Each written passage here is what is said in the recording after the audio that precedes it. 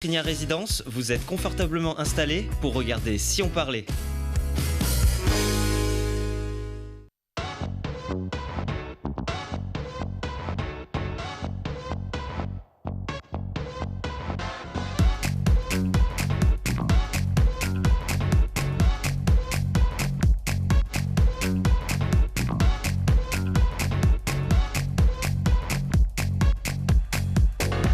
Bienvenue à tous, très heureuse de vous avoir parmi nous à la découverte de ceux qui font bouger votre territoire, qui nous inspirent et aussi qui nous font frissonner avec un récit glaçant et pourtant les faits sont tous bien réels. Ces gens ordinaires qui commettent l'irréversible noircissent les chemins du crime narrés par un ancien magistrat. Nos chemins lumineux, nos villages, notre nature à portée de roue pour tous. Une association prouve aux personnes âgées, aux enfants, que le vélo n'a pas d'âge. Et il n'y a pas de frontière, en Isère. Le plus petit des grands tours va vous régaler sur les routes du nord, du centre et du sud des départements de Charvieux, Chavagneux, à la Mure. L'Alpe-Isère-Tour vient vous rencontrer pour la 34e fois avec les futurs rois de la route sous la direction de Michel Baupe. Bienvenue Michel. Bonjour. C'est toujours un plaisir de vous retrouver ici chaque année. Vous allez voir bien sûr que dans quelques jours, c'est une grande édition qui se présente et vous allez tout nous dire dans un petit instant. Le vélo n'a pas d'âge, Michel. Absolument. Certainement pas avec vous à vélo sans âge. Bonjour. L'association de Sophie Mariotti et Sophie Rasclar, bienvenue. Merci. Elle nous balade et elle balade les générations à travers le Grésivaudan. On va faire connaissance avec votre belle association dans un petit instant. Et certaines lectures vous plongent dans l'émoi, un soir, une nuit, puis il s'estompe cet émoi et puis vous passez à autre chose ou à une autre lecture. Ces 300 et quelques pages restent imprimées dans vos pensées, accompagnent votre quotidien pendant quelques jours au point qu'elles pourraient même faire douter de tout et de tout le monde. Ce n'est pas votre but, Jacques Dallest, j'imagine. Mais ce doute généré par vos lignes doit conduire à la connaissance, à la conscience et à la réflexion, comme quoi le crime n'est étranger à personne. Vous êtes magistrat honoraire, ancien procureur général, procureur de la République, désormais conseiller judiciaire. Bienvenue. Merci de votre invitation. Et merci beaucoup d'y avoir répondu. C'est un plaisir de vous recevoir. Alors, pour nous présenter, pour commenter, pour nous accompagner donc sur les chemins du crime. 42 crimes que vous narrez avec la plume d'un grand auteur, il faut le dire, avant de les décrire avec un style chirurgical, de confier votre analyse, votre conviction et la peine prononcée par la Cour. Ces 42 crimes du quotidien, dites-vous. Alors, pas de serial killer, de grand banditisme. Ce sont des gens comme vous et moi. Oui, j'évoque 42 crimes qui sont, comme tous les crimes de sang, qui sont des actes extraordinaires, mais commis par des gens ordinaires. C'est ceux qu'on peut croiser tous les jours. Et le criminel, peut-être d'ailleurs dans son entourage. Et le jour où ça arrive, c'est une grande surprise. Des citoyens insérés, considérés, comme vous l'écrivez, des inconnus de la justice pour la plupart, voire pour tous. Le criminel, ça peut être un membre de sa famille, ça peut être soi-même, ça peut être un de ses voisins, quelqu'un qui a une vie tout à fait tranquille et qui un jour bascule dans un acte extrême, souvent pour des raisons familiales, de personnel, très intimes, mais le déchaînement sanglant peut toucher n'importe qui. En tout cas, c'est ce que j'ai rencontré, comme beaucoup de mes collègues. On précise que ce n'est pas une œuvre psychologique ni sociologique, c'est une réflexion quand même ça invite à une réflexion sur la psychologie, sur l'humain, au cœur de l'humain. Oui, j'ai considéré que le lecteur pouvait être un juré de cour d'assises, puisque tout citoyen peut être tiré au sort pour être juré de cour d'assises, et donc d'essayer de lui rendre accessible une histoire, puisqu'on raconte une histoire dans un procès d'assises avec des faits qui sont assez sordides, et on demande ensuite à des experts, psychiatres, médecins légistes, d'expliquer l'acte, et les jurés doivent décider en fin de parcours si l'accusé est coupable ou pas. C'est ce que j'ai essayé de faire dans ce livre. Et alors, on précise, puisqu'on parle de crime du quotidien, que vous n'allégez pas la signification du crime, bien sûr. Vous évoquez une galerie des horreurs. C'est l'irréparable. Oui, parce que quand on juge un meurtre, un assassinat, on juge un acte. De quoi parle-t-on? D'un acte réel? Comment la mort a-t-elle été donnée? Quels ont été les signes de la mort? Et ça, les jurés sont confrontés à ces scènes terribles, douloureuses, et ils ont à décider du sort de la personne. Donc c'est vraiment des faits bruts qu'il faut expliquer, avec après un contexte, une explication psychologique. Alors c'est extraordinaire, c'était votre quotidien. Et vous écrivez « Les meurtriers sont parmi nous ». Est-ce que, à force, le crime a pris tellement de place dans votre vie que vous le voyez partout, ou c'est une réalité que vous avez pu mesurer?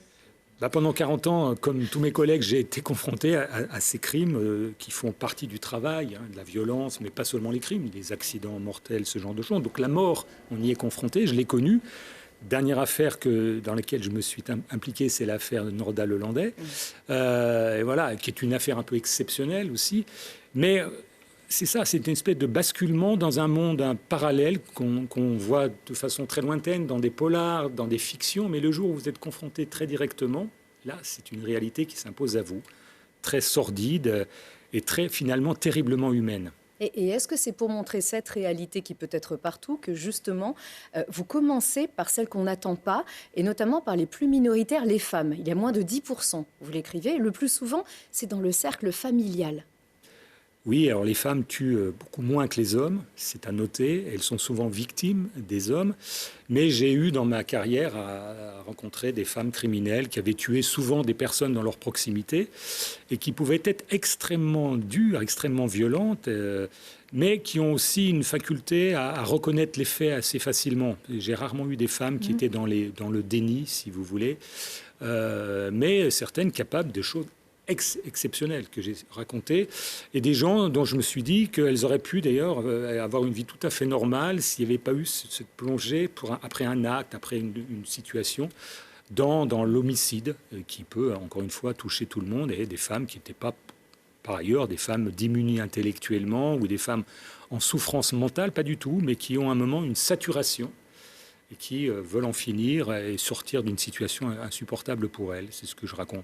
D'autres fois, c'était un peu plus sordide, les mobiles, mais la plupart du temps, c'est des crimes de famille, de proximité, va-t-on dire. Oui, certains sont très anciens aussi. Vous évoquez même le terme féminicide. Il y a aussi un petit peu des mémos, il y a quelques chiffres, il y a des choses qui nous aident à comprendre. Est-ce que finalement cet ouvrage n'est pas aussi l'évolution de la société? On aide à comprendre le crime dans son histoire et dans la nôtre. De montrer qu'il est intemporel, le crime. Je n'ai pas donné de date volontairement pour montrer qu'un crime il peut se produire à tout moment. Je n'ai pas donné de lieu. Ça peut être en ville, ça peut être à la campagne. Il n'y a pas de milieu déterminant, même si on sait que l'alcool, malheureusement, est un facteur qui pousse à des actes terribles.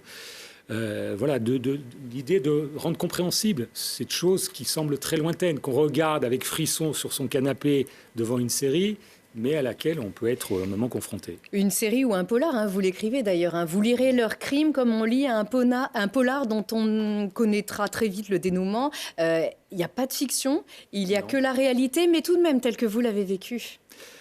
Oui, c'est celle qui m'a touché, puisque c'est une vision subjective. Je n'ai pas de prétention d'avoir une analyse intellectuelle. C'est un peu l'expérience, c'est l'analyse sur des dizaines et des centaines, puisque j'en ai rencontré des centaines de crimes et de criminels, d'essayer d'avoir une lecture qui m'est propre et que j'essaie de rendre accessible en sortant du jargon judiciaire, juridique, qui ne me semble pas forcément utile, comme si, encore une fois, le lecteur était un juré. Très accessible, finalement. C'est ce que j'ai essayé de faire, et puis pour intéresser peut-être aussi des étudiants, puisque j'enseigne encore en faculté à Grenoble. Vous avez enseigné à Sciences Po également. Voilà, de dire peut-être un jeune qui veut se destiner à ce métier de magistrat, ou qui peut-être veut être policier ou avocat, peut le lire avec intérêt, je crois. Oui, et vous précisez aussi que vous ne donnez pas les dates, pas plus que les patronymes, ils sont anonymes, comme s'ils devenaient des personnages, et peut-être aussi que c'est une manière d'imaginer des visages, d'imaginer des histoires, et comme si nous devions aussi les imaginer parmi nous, en fait. C'est ça.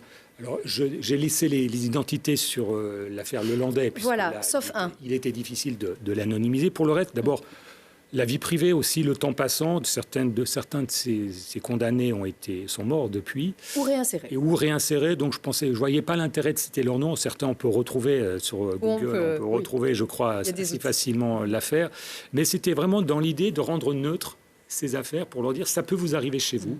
Que vous soyez à la campagne ou à la ville, ça peut, et malheureusement, l'actualité quotidiennement le démontre. C'est arrivé près de chez vous, petit meurtre entre amis, il y a un petit peu de tout ça aussi dans la fiction. Encore une fois, on le rappelle, tout ceci est absolument vrai. Vous venez de le dire, sauf un. Donc 42 crimes anonymes, sauf une affaire, un crime qui vous a particulièrement marqué.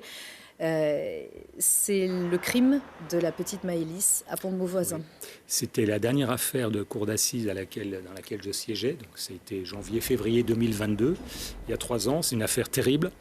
Heureusement exceptionnelle, l'enlèvement d'une fillette dans une fête de mariage, son meurtre sordide.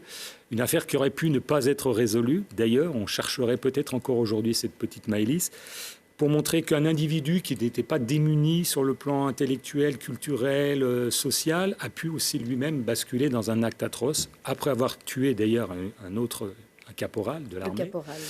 Voilà. Et la grande surprise de ses amis, c'est de le voir dans le box, alors qu'il avait toute une flopée d'amis, de copines qui pensaient que c'était quelqu'un de bien. Et voilà, en fait, c'était un criminel, plutôt même un psychopathe qui était sur une voie une dérive effroyable. Et vous racontez à la fois les faits, avec une empathie particulière également, ainsi que le déroulement. Et le déroulement de ce procès, qui a été extrêmement médiatisé, qui a été retentissant. On a eu énormément des centaines de jeunes tous les jours, de personnes venaient assister au procès. J'ai trouvé ça très bien. Oui, il y a eu des moments très forts. Le témoignage de la sœur de Maëlys qui a été poignant, exactement. Voilà, ce monde un peu sur un acte étonnant, effroyable, incroyable, et de se dire que finalement c'est quelqu'un qui a eu sa vie à lui, tout un défilé d'amis. Et voilà, ce contraste entre l'atrocité de l'acte et la personnalité d'un accusé qui n'était pas un marginal, que tout prédestiné au crime. Et c'est ça un peu l'incompréhension. Et en plus, on était encore sur fond de Covid, la crise était là, donc on avait des craintes. Tout s'est bien passé. On a eu un beau procès, une présidente formidable. On a mis des moyens pour que le procès se déroule correctement. Et voilà, donc c'est plutôt satisfaisant. Il n'y a pas eu d'appel. Et ça, c'était bien de ne pas infliger aux proches un nouveau procès. Et aujourd'hui, l'intéressé purge sa peine. Et voilà, et les parents restent, eux, dans la leur de peine, dans leur souffrance depuis la disparition, il y a maintenant bientôt 8 ans, de la petite Maëlys qui aurait 16 ans aujourd'hui, si elle était vivante. C'est ça, et c'est le dernier crime, en tout cas. Et pourquoi avoir choisi celui-ci ? Vous lui dédiez à Maëlys ces écrits. Je lui dédie parce que c'était une affaire hors norme sur le plan médiatique, l'affluence, sur le crime lui-même qui était atypique. Et on lui devait ça. Et c'est surtout l'injustice. Pourquoi cet enfant qui s'est retrouvé dans les mains de cet individu, c'est vraiment une coïncidence terrible avec, j'imagine, la souffrance des parents et du marié qui avait introduit le loup dans la bergerie en invitant ce fameux Nordal hollandais. S'il n'était pas venu, la petite serait toujours vivante. Vous voyez, toutes ces coïncidences, la fatalité. C'est ça le crime, c'est des rencontres, c'est des moments, des situations qui auraient pu ne pas se produire et qui se sont produits parce qu'il y a une forme d'alchimie négative qui existe. Et ce basculement peut arriver à tout moment. Et malheureusement, on le voit encore aujourd'hui. Alors, pourquoi ces 42-là c'était des souvenirs que vous aviez? Ce sont les crimes qui vous ont particulièrement marqué? J'avais gardé des archives, j'aurais pu en citer beaucoup d'autres. J'ai essayé de rester sur des crimes ordinaires, puisque j'ai aussi été mêlé aux crimes organisés, au grand banditisme, notamment à Marseille, voire aux crimes terroristes en Corse. Je voulais rester sur l'ordinaire, puisque c'est ce qui occupe les cours d'assises. Essentiellement, sont des crimes assez classiques, ordinaire d'un point de vue général, pas pour les familles, évidemment. C'est de montrer que la réalité, que les jurés, peut-être demain, après-demain, qui vont siéger à la cour d'assises de l'Isère, vont rencontrer certainement des crimes un peu identiques. Oui, et il y a des enseignements, presque une synthèse. Vous les classez, en fait, pour un mobile, la famille, l'argent, le sexe. C'est toujours les grands mobiles. C'est comme s'il y avait des enseignements, finalement. Finalement, on tue peut-être pour ça. Alors, on tue quelquefois pour une raison, mais il y a souvent un ensemble de raisons. Il peut y avoir une raison utilitaire, mais aussi une raison sexuelle ou une vengeance contre la société. Et des crimes sans mobile. Je parle de ces crimes pour des mobiles dérisoires. On tue pour des stupidités.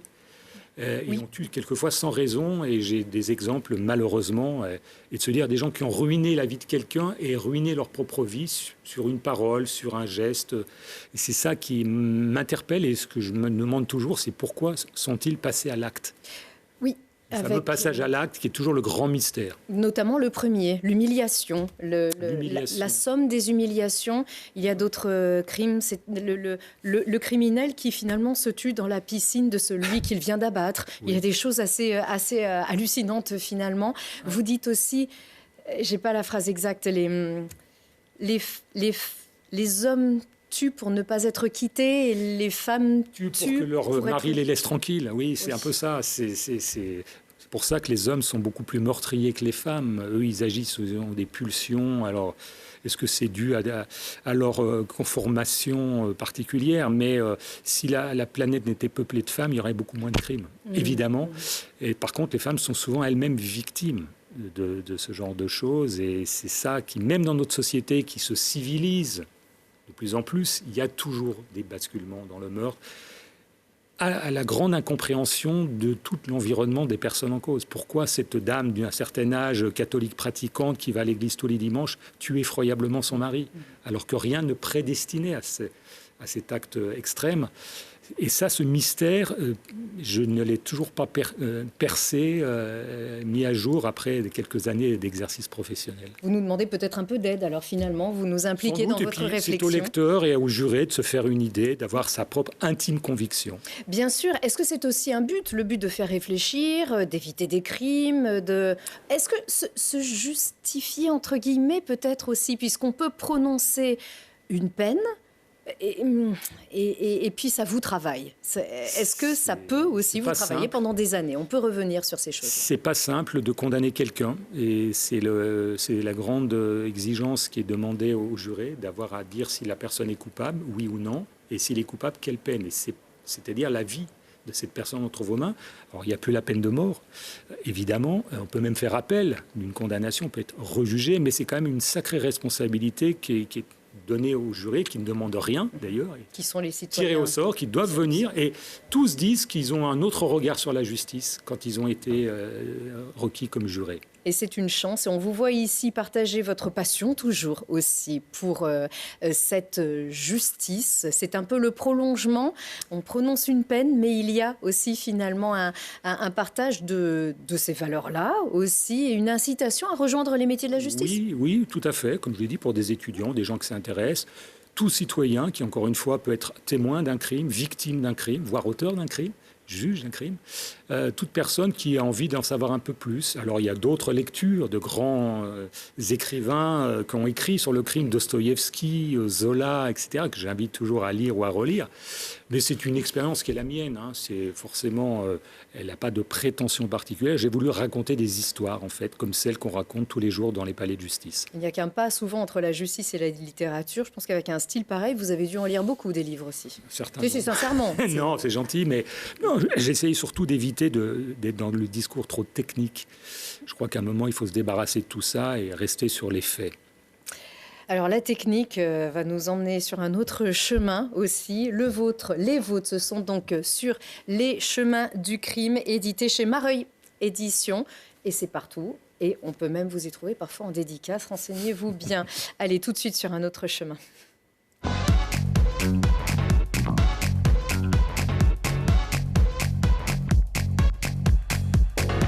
Cette fois-ci, ce sont les chemins qui créent du lien, qui fleurissent le quotidien, et ce sont les vôtres, ces chemins. Sophie et Sophie, bienvenue encore. Merci. Alors Sophie Rasclar et Sophie Mariotti, on le dit tout de suite aussi, vous faites partie des gagnants de notre concours pour célébrer nos abonnés sur notre compte Instagram. Et vous avez répondu à cet appel. Vous êtes les premières qu'on reçoit ici. Vous avez forcément des choses à nous dire, à faire partager, une association, un talent. Serez-vous notre prochaine invité? La réponse est oui. Le conseil s'est réuni et vous avez donc été sélectionné. Bienvenue à vous. Merci. Avec donc un à vélo sans âge. À vélo sans âge, on le précise, c'est national. Et vous avez ouvert la première antenne en Isère, où ça alors précisément? Alors c'est la seule en Isère, toujours, toujours, à Froges, donc une petite commune du Grésivaudan. Depuis 2022, alors c'est encore tout frais. Oui. Alors, à vélo sans âge, on sait qu'on fait tous du vélo, on apprend sur des petits, des draisiennes maintenant aussi, sur des petits tricycles, et on en fait aussi jusqu'à... Alors nous, on en fait jusqu'à 103 ans, pour l'instant, mais on pourrait plus encore. Alors, le but, c'est de faire du vélo à tout le monde, ou c'est d'aller transporter tout le monde sur des petits triporteurs comme Alors, on les voit ici. Le but de sur l'association, c'est de promener des personnes en situation de handicap et personnes âgées sur des vélos adaptés à eux. Donc eux ne sont pas partis, ne sont pas mobiles sur le vélo, c'est nous qui pédalons pour eux, mais on leur permet de profiter du village et de ce qui s'y passe. Donc ça s'adresse aux personnes âgées qui vivent seules, ça s'adresse aussi aux EHPAD. Est-ce que ça s'adresse à qui? Est-ce que ça s'adresse à Vélo sans âge? À toutes les personnes en perte de mobilité, en EHPAD, à domicile, à Froges essentiellement, mais aussi de temps en temps dans d'autres communes. Et comment est-ce qu'on fait appel à vous alors? En nous appelant. On appelle à Vélo sans âge. Je veux faire ma balade, c'est ça? Oui, un peu sur Internet et on trouve les coordonnées. Là, on voit ici ces personnes adorables qu'on avait pu accompagner. En toute saison, on voit il y a une petite couverture un petit peu Père Noël ici, qu'il y a encore du vert sur les arbres. C'est vraiment en toute saison. On peut rouler en toute saison. Après, alors sauf quand il y a de la neige sur les routes. Après, c'est plus agréable quand il fait bon. Forcément. Voilà. Donc, vous êtes en lien également avec les EHPAD. Est-ce qu'il y a aussi des habitudes qui commencent à rentrer depuis 2022? Depuis 2022, on va à l'EHPAD Bellevallois à Froges, donc au minimum une fois par semaine. Et après, en fonction de nos bénévoles, on peut y aller les 5 jours de la semaine. Alors, on est d'accord, Sophie, c'est pas qu'une balade. Alors, on se promène, on prend l'air. Ça, c'est essentiel. On se fait du bien. L'idée aussi, c'est de créer du lien. C'est de créer du lien, c'est de discuter, c'est de faire de belles rencontres, c'est d'amener du sourire et aux pilotes et surtout aux personnes que l'on transporte, que l'on balade. C'est partager un moment, voilà, c'est donner un peu de son temps, c'est un peu de générosité, c'est tout un cocktail de plein de bonnes choses. Des échanges, on se retrouve. Voilà, aussi, on c'est se ça. revoit. Oui. On a des personnes que l'on revoit régulièrement, avec qui on discute, oui. Et ce sont des triporteurs qui sont adaptés aux personnes à mobilité très réduite également et qui sont en situation de handicap lourd également. On a un vélo spécialement adapté au fauteuil roulant. Donc, on met le fauteuil roulant directement sur le vélo. Et qu'est-ce qu'on fait? On prend une bouffée d'air. Et Exactement. ça n'a pas de prix. On entend les oiseaux chanter, on regarde le paysage, on discute avec les promeneurs. On échange. Il y a vraiment une proximité déjà entre le pilote et le passager et tous les passants, quoi. On attire l'œil. On devient copains. Les sympathies. Ça, oui. Les personnes retrouvent des odeurs, des sensations. Retrouve les saisons. Les aussi. saisons. On Les sent. saisons. Les saisons. Même si beaucoup de choses Leurs voisins, leurs anciens voisins, pour les gens qui sont passés en EHPAD, qui habitaient dans le village. Voilà, on a des rencontres comme ça, magiques. Est-ce qu'on peut aller faire ses courses aussi? Non. On ne peut pas se dire, attendez, arrêtez-vous là et puis aller me chercher. Non. Ça, il y a d'autres services qui peuvent proposer exactement. ça. Dans la commune, il y a d'autres services et nous, on est vraiment pour le bien-être de la personne. D'accord. Apporter du plaisir. Du plaisir. Mais à Froges et tout autour. Et oui. Et pas forcément dans tout le Grésivaudan. Quel est votre champ d'intervention alors? Parce que beaucoup nous regardent et aimeraient beaucoup aussi en profiter. Alors, pour en profiter, à l'heure d'aujourd'hui, il faut venir sur Froges. Mais les portes sont ouvertes pour faire la même chose que nous à côté. Trouver des personnes qui, comme nous, auraient envie de monter une antenne. Parce que c'est ouvert à tous sur le territoire. Alors, combien de vélos pour l'instant est-ce que vous avez? On en a 3. 3. Et c'est déjà pas mal. Et les personnes qui peuvent circuler, ils sont assistance électrique? Oui, ces bien vélos, sûr. Oui. on l'a vu Tout ici. à fait, oui. Les personnes se relayent. Vous avez suffisamment de personnes aussi pour conduire les passagers? On a une 40aine de bénévoles sur Froges, plus ou moins présents en fonction de leurs activités. On arrive à sortir les vélos, on va dire en moyenne 3 fois par semaine. Donc ça laisse de la place pour tous ceux qui voudraient venir nous rejoindre. Et puis on participe à des événements le week-end. On aide des personnes, par exemple, sur une foire à se balader parce que leurs jambes ne leur permettent pas. Voilà, des choses comme ça. Oui, et alors vous avez des bénévoles qui sont là épisodiquement, mais quand ils sont là, ils sont là. Comme celui-ci, par exemple, car qui dit Froges dit... Vous l'avez reconnu, regardez le grand garçon au milieu. Olivier Giroud, Ouais. dis donc. On parlait de belles rencontres. En toute c'en est une. simplicité en plus, hein, Alors, parce qu'ils ne cancanent pas forcément autour de ça. De belles mais- rencontres et surtout un moment magique parce que c'était pas du tout prévu. On se promenait avec nos vélos comme on le fait régulièrement. Et à bord du triporteur, j'avais un monsieur qui réside à l'EHPAD qui avait donné des cours de ski à Olivier. Et tous les jours, il me disait à chaque balade, qu'est-ce que je rêverais de revoir Olivier, qu'est-ce que je rêverais. Et moi, en plaisantant, à chaque fois, je lui disais, allez, je vous emmène le voir. Et on allait se balader jusqu'au terrain de foot, voilà, avec cette petite magie. Et un jour, on arrive au terrain de foot, il y était. Par hasard, et il a joué le jeu. Voilà, il a Avec joué le vous. jeu, il a même été très très sympathique parce qu'il est carrément venu nous voir, discuter avec le monsieur. Qui lui avait donné des cours de ski. Qui lui avait donné des cours de ski. Il s'en souvenait? Il s'en souvenait, le monsieur s'en souvenait très très bien et le monsieur qui est en EHPAD, qui n'est pas tout jeune aujourd'hui, s'en rappelle encore aujourd'hui. À chaque fois que je vais le voir, il me dit, vous m'avez offert la chance de voir Olivier. Je ne vous raconte pas le nombre d'appels que vous allez recevoir à la fin de cette émission, car vous pouvez donc transporter toutes ces personnes à la rencontre d'Olivier Giroud, champion du monde. On a de aussi foot. des moments plus simples, plus magiques, comme on a fait des actions intergénérationnelles avec les écoles. On a emmené les personnes de l'EHPAD faire des jeux dans l'école, notamment au moment des Jeux Olympiques. On a fait des Olympiades. Donc ça fait vraiment une mixité. Voilà, moi j'ai une petite fille qui est venue me voir quasiment les larmes aux yeux pour me dire ah mais c'est trop bien, c'est ma voisine. Et ben ça faisait longtemps que je la voyais plus. Je pensais qu'elle était morte. Et en fait non. Et ben du coup maintenant ça a recréé du lien. Enfin voilà. Et vous pouvez les balader avec eux? Oui, aussi. on transporte emmène les enfants. une personne âgée, un enfant, sans problème. Allez, les rencontres intergénérationnelles aussi, ça c'est vrai que ça fonctionne très très bien. Tenez-nous bien au courant si cette ligne s'agrandit, vous ne pouvez pas forcément traverser la vallée pour aller de l'autre côté ou pas trop étendre. L'idée c'est aussi qu'il y ait davantage de vélos sans âge, un petit peu partout, qu'il y ait vraiment ce Ça a ce décémé lien. la toile, comme ça s'est fait pour nous. Sur un simple reportage, on est vraiment tombé amoureuse du projet et on s'est dit, il faut le faire, quoi.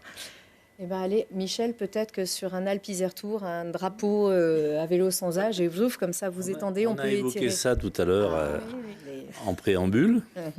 Et puis, ça fait du bien de les entendre discuter, même si j'ai retenu quand même qu'il y a toujours le risque qu'elles fassent partie de ces personnes qui dérivent un jour. Ce que ce n'est pas évidemment. En tout cas, soyons attentifs. Et, Pour ouvrir une étape, peut-être. pour ouvrir aller, une étape. voilà, avec Il y a les moyen vélos de qui faire vont être des choses sympas, parce qu'en tout cas, le projet le mérite. Et je les encourage à persévérer et à faire développer cette activité-là dans d'autres communes, parce que ça serait pas mal pour créer du lien, justement. Et bien sûr, on va en tisser des liens tout autour de vous. Sachant qu'en France, il y a quand même un bon dynamisme, parce que nous, quand on s'est lancé dans l'aventure, il n'y avait que 27 antennes en France. Aujourd'hui, on est 65. Donc voilà, petit à petit... Et une en Isère, donc bientôt plusieurs, pour vraiment faire beaucoup de bien autour de vous. Merci beaucoup Merci à vous. de nous avoir présenté cette magnifique association. Suivez-nous bien sûr encore sur notre compte Instagram et sur notre site internet télégrenoble.net, sur laquelle vous pourrez diffuser à tous les bénévoles potentiels toute cette information. On reste sur la route avec Michel. Oui.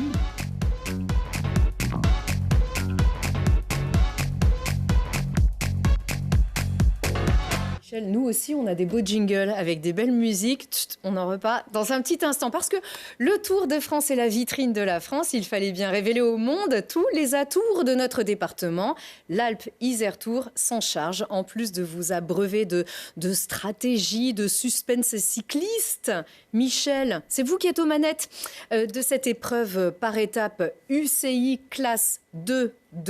Et nous, parce qu'on vous reçoit 5 sur 5, on va vous diffuser 5 jours sur 5 sur Télé Grenoble. On va vous voir en direct du 28 mai au 1er juin avec 2 bonus, les 8 et les 9. Donc le 8 avec la classique des Alpes junior et le 9 avec la féminine. Alors, ça sera le 7 et le 8. Les 7 et le 8, voilà. Hein, mais on n'est pas loin. Toujours un ton On de... n'est pas Non, loin. d'habitude, on est en retard. On est en avance, donc c'est bizarre. Avec la classique des Alpes junior et la féminine, l'Alpe Grésivaudan classique. Donc les 7 et 8. Et puis Lucille, il ne faut peut-être pas oublier quand même d'annoncer non plus que le département de l'Isère, c'est vraiment le département du vélo, puisque en plus de ces 3 épreuves que vous avez pu évoquer, et qui seront effectivement toutes proches, et qu'on a hâte de découvrir. Il y aura au mois d'août un rendez-vous non moins important, puisque vous savez qu'on organise aussi les championnats de France de l'avenir. Tout à fait. Du 6 au 10 août. Et pas que, puisque en 2026, ce seront les championnats de France professionnels qu'on rajoutera à notre planning. Donc notre association a des beaux projets. Mais vous n'arrêtez jamais. Ça va être chaud pour tout le monde. Et oui, alors ça va commencer donc par ce qu'il y a de grand aussi, cette Alpes-Isère Tour. 805,3 km de course si on a bien compté, sur 5 jours pour 21 équipes à travers le département. Alors déjà, qui sont ces coureurs? Alors, classe 2.2, ça veut dire peut-être pas grand-chose pour tout le monde parce que c'est un langage de profane, mais en tout cas, c'est les seules courses qui permettent de mélanger à la fois des professionnels et des amateurs. C'est-à-dire que les professionnels qui sont déjà aguerris veulent montrer qu'ils ont un niveau bien supérieur, ce qui n'est pas toujours le cas d'ailleurs, et ce qui fait que les amateurs qui sont en devenir et qui aspirent eux aussi à franchir le Rubicon vont venir se frotter à ces coureurs professionnels. Donc on a des joutes sportives qui sont toujours très intéressantes et je suis persuadé que cette année, ça sera encore le cas. Oui, on court aussi pour le plaisir et pour repérer les talents de demain. D'ailleurs, sur la route, vous les verrez donc sur Télé Grenoble. Vous verrez les 60 derniers kilomètres environ. Ça sera de 14h à 17h. En gros, c'est une grande marche. Ça sera rediffusé à 21h également. Il y a beaucoup de directs. Elle a beaucoup grandi, cette course. Elle est trentenaire. Elle est plus que trentenaire. Elle avait d'abord été dédiée au Nord-Isère. Absolument. Elle a été créée vraiment dans le nord du département, là où nous étions en résidence, avec des projets d'abord qui étaient des projets avec les amateurs purs. Et puis, au fil du temps, l'épreuve a évolué. On a eu envie de la faire grandir. Et très récemment, avec l'aide du département de l'Isère, qui est un partenaire majeur de notre événement, l'idée, ça a été de la développer et de la faire aller dans l'ensemble du département. Et je crois que 2025, ce sera l'apothéose, puisque ce sera la première fois qu'on ira jusqu'aux confins du département, puisque l'épreuve se terminera à Namur, après un passage à Corps, qui est vraiment la limite sud du département. Tout à fait. D'abord, on va au début. Le début, c'est toujours Charvieux. Charvieux-Chavagneux, Charvieux-Chavagneux. C'est pas un prologue, c'est une première étape. C'est une première étape qui va dans les balcons du Dauphiné, qui est traditionnellement à Charvieux, puisqu'il y a un partenariat historique qui s'est tissé avec cette commune, qui a une forte appétence pour le vélo. Et ça fait effectivement 25 ans qu'on arrive à Charvieux, donc certains vont peut-être dire que ça fait beaucoup, mais en tout cas, nous, on y trouve toujours du plaisir parce qu'on a un accueil chaleureux de la part des habitants, et puis surtout, il y a un lien logique avec une équipe cycliste qui a un fort potentiel et qu'on va retrouver encore au départ de cette édition. Mais oui, ensuite, la deuxième étape, ça sera Dolomieu jusqu'à Satolas. Pardon, on dit Satolas et Bons. Satolas et Bons, absolument. Ensuite, ça sera entre Colombier, Saunieux et Jons. On dit Jon. Jon, pardon. En Dijon, alors c'est pas tout à fait dans l'Isère, c'est en limite, c'est dans le département du Rhône, mais il y a pas si longtemps que ça, ces deux communes-là étaient encore dans l'Isère, donc on leur a laissé volontairement pour qu'ils en profitent, mais en tout cas, on est content d'y refaire des passages réguliers.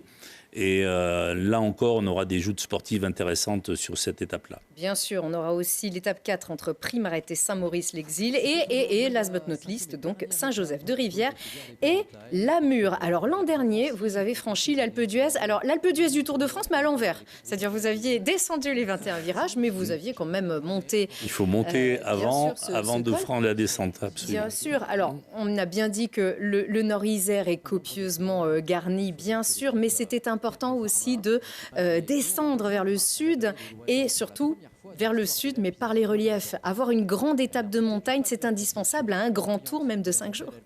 Ça me paraît évident qu'on aille crescendo dans la difficulté, de démarrer à Charvieux où les paysages peuvent paraître un peu plus plats.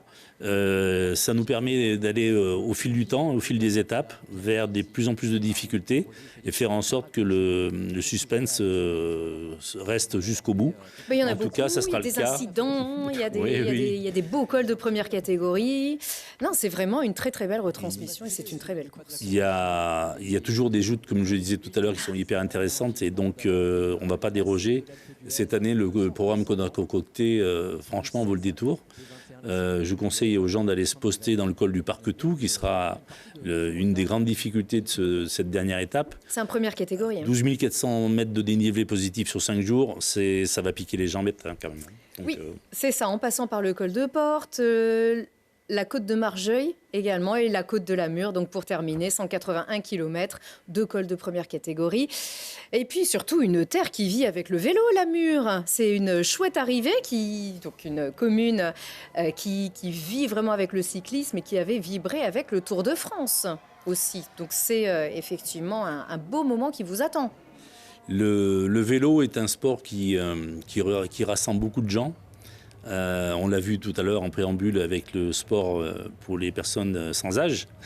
Mais tout le monde a des souvenirs avec le vélo. Donc, comme ceux avec Bernard Thévenet qu'on vient de voir aussi. Il vous fait toujours un coucou en plus sur la course. Bernard, c'est un gars adorable que tout le monde aime rencontrer. Et ben, moi, je n'échappe pas à la règle. C'est un gars que j'ai toujours du plaisir à retrouver parce que d'abord, c'est un très grand connaisseur du vélo et puis qui en plus apporte encore son expérience en s'occupant du Critérium du Dauphiné. Ancien double vainqueur du Tour de France, bien sûr, un homme exceptionnel. Et puis, c'est un tour aussi qui est révélateur de talent. Donc, on le rappelle, le 7 juin, donc, la classique des Alpes juniors, qui est très prisée par les grands espoirs du cyclisme, dont celui-ci, la classique des Alpes avait donc révélé l'année dernière le prodige Paul Sexas sur cette arrivée mémorable entre deux équipiers qui étaient quasiment ex aequo. Oui, alors c'est pas tout à fait les images de la classique des Alpes, mais en tout cas Paul Sexas effectivement nous avait régalé l'année dernière puisqu'il avait remporté, l'année d'avant il avait fini deuxième. Son vainqueur d'ailleurs a remporté l'Alpe Isère Tour l'année d'après, donc ce qui prouve bien la succession et l'avancée des coureurs au fil du temps en devenant de plus en plus efficace. Et puis on retrouve Paul Sexas aujourd'hui au plus haut niveau, puisque dès la sortie des juniors, après avoir remporté la classique des Alpes, il est recruté dans l'équipe Décathlon AG2R. Et on le retrouve au plus haut niveau avec déjà des résultats incroyables à 18 ans, pour un gamin qui a seulement 18 ans. Ouais. Il est lyonnais, mais bon, allez, c'est le territoire. Allez, c'est Auvergne-Rhône-Alpes. Voilà, on est fair play. Et le 8 mai, donc, c'est les filles avec la Alpes-Grésivaudan classique aussi. Absolument. On souhaitait aussi créer pour nos jeunes filles une épreuve féminine de très haut niveau. Il y a très peu d'épreuves montagneuses.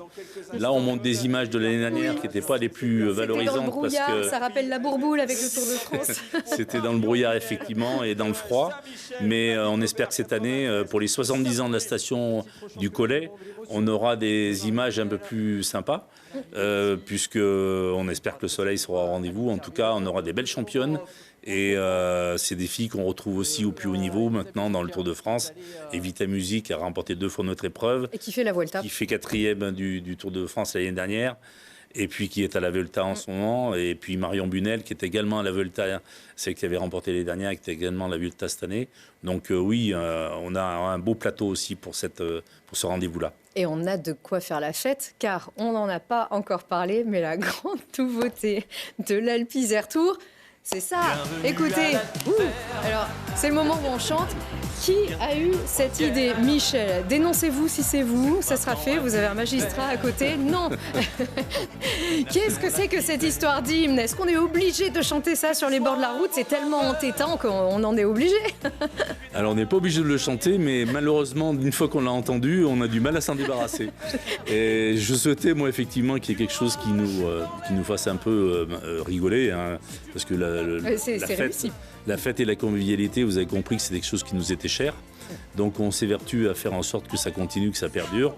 Et puis voilà, ce petit jingle et ces petites chansons fait que on en rigole forcément. Et c'est sympathique. Et vous voyez que ça rassemble et ces images le prouvent. Et donc on va faire perdurer cette petite histoire-là. Bien sûr. Est-ce que l'accordéon c'était mieux? C'était bien. C'était différent, voilà. Mais c'était pas mal non plus. Hein. Exactement, c'était différent. Non, elle était super, Yvette Horner, sur la voiture de direction de course. Surtout avec sa robe bleu-blanc-rouge, c'était quand même quelque chose. Exactement. Non, il faut parfois savoir avoir 2 lectures aussi. On se marre aussi avec Voctrine, et c'est bien sympa, mais c'est quand même très entêtant. Bravo à ceux qui ont réalisé cette musique-là. Ça rentre bien dans la tête. Merci beaucoup. beaucoup et rendez-vous encore, on le rappelle, pour commencer, du 28 mai au 1er juin sur Télé Grenoble. On a une petite seconde pour les bons plans quand même. Allez, à tout de suite.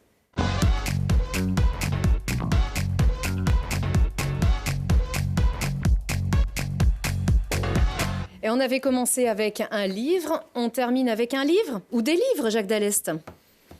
Oui, à la librairie Artaud de Grenoble, c'est une librairie fantastique. C'est le lieu que je fréquentais le plus, n'habitant pas Grenoble moi-même, et je recommande évidemment d'aller se ressourcer dans ce bel endroit. Oui, on y trouve absolument de tout. Vous êtes un écrivain, vous êtes aussi un grand lecteur. Oui, peut-être trop d'ailleurs, mais voilà. Puis j'aime bien, je dis, retour aux classiques, on apprend tout chez nos auteurs classiques. Il faut relire Zola, c'est formidable. Bien sûr. Et aller à la Raquin, librairie Artaud, en plus, il y a des notamment, libraires un très compétents dans ce beau bâtiment. C'est pas toujours le cas des grandes librairies. Et on y trouve tout, on est bien conseillé. Puis le lieu est vraiment très sympa. Il y a de l'espace, il y a une architecture, un beau lieu. Et on peut même y faire des conférences, puisque j'en ai fait quelques-unes dans les sommets du bâtiment. C'était vraiment très agréable. Bien sûr. Zola, vous avez retenu, c'est très bien Zola. Thérèse Raquin, Thérèse Raquin. un grand crime. Eh oui, un grand crime de littérature, bien sûr. On a du chocolat aussi, hein, une petite pâtisserie, du chocolat, pour se faire du bien après avoir fait du vélo. Un bon pâtissier chocolatier à Saint-Imier, l'Instinct, oui. On s'y régale, il y a plein de bonnes choses. Je vous invite à y aller. Alors, on avait Instinct d'un côté et la Caraque de l'autre aussi, les deux. Voilà. Hein, On est et qui a gourmande. également des magasins à Grenoble, bien sûr. Voilà, du chocolat pour se faire plaisir. Alors, moi aussi, j'ai un bon plan. C'est l'Alpe Isère Tour. On va tous lever les bras. On le rappelle, c'est du 28 mai au 1er juin. Les 60 derniers kilomètres environ, hein, on l'a dit, de 14h à 17h sur Télé Grenoble, puis rediffusé à 21h. Et puis les 7 et 8 juin en direct sur Télé Grenoble, la classique des Alpes juniors et la Alpe Grésivaudan classique pour les féminines. Et puis à Vélo pour tous, donner un coup de pouce bien sûr à cette très très belle association dans le Grésivaudan pour nos aînés et sur les chemins du crime. C'est la lecture qui doit vous accompagner et réfléchir. Encore un grand merci à vous Jacques Dallest et Michel Beau. À très vite.